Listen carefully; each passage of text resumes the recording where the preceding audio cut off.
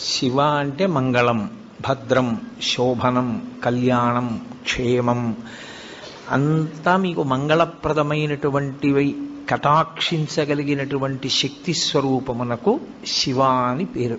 అందుకే శివునకు అమంగళమునకు సంబంధం ఉండదు. అసలు ఆయన ఎన్నడూ అమంగళము చేయువాడు కాడు.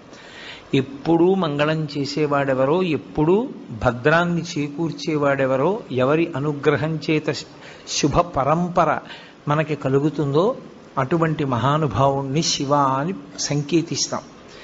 శివునకు ఒక రూపము కాదు, యథార్థమునకు అసలు పరమేశ్వరుడికి ఒక రూపం ఉంటే కదూ. కోటేశ్వరరావు అంటే ఏదో ఒక రూపంతో ఉంటాడు.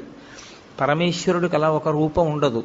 ఆయన చేసినటువంటి చేష్టితముల వలన భక్తులను అనుగ్రహించాలనేటటువంటి ఆయన యొక్క కారుణ్య తీవ్రత వలన ఆయన అనేక రూపములను ధరిస్తారు.